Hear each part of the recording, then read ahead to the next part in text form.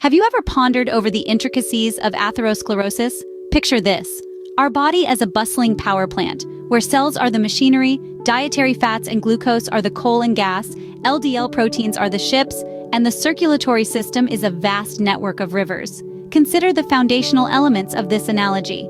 The power plant is a reflection of cellular activity, and coal and gas represent dietary fats and glucose.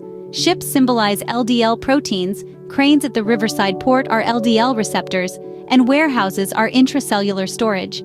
The rivers and riverbanks, akin to our bloodstream, serve as the conduit for these ships. Imagine an efficient system.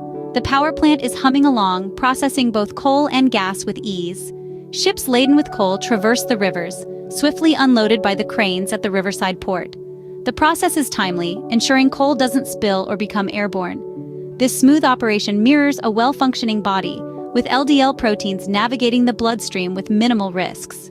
Now consider a dysfunctional scenario. The power plant discovers a reservoir of cost-effective gas, neglecting the coal. The coal piles up, and some particles become airborne and settle in unwanted places.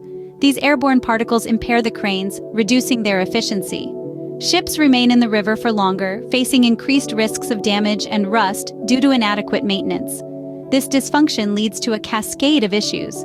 Ships linger in the river, exposed to the elements, accumulating rust and potentially breaking down. The impaired cranes struggle with unloading, extending ship waiting times. Some ships even become stranded along the riverbanks, akin to the development of atherosclerotic plaques.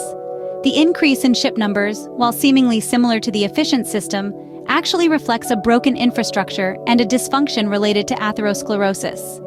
Drawing parallels between the functioning and dysfunctional systems, this analogy paints a clear picture of the consequences of atherosclerosis. Even though both scenarios have a high quantity of ships, the dysfunctional system highlights the pitfalls of prolonged exposure, breakdowns, and impaired infrastructure. These complications mirror the risks associated with atherosclerosis in the human body, emphasizing the importance of maintaining a well-functioning system for optimal health.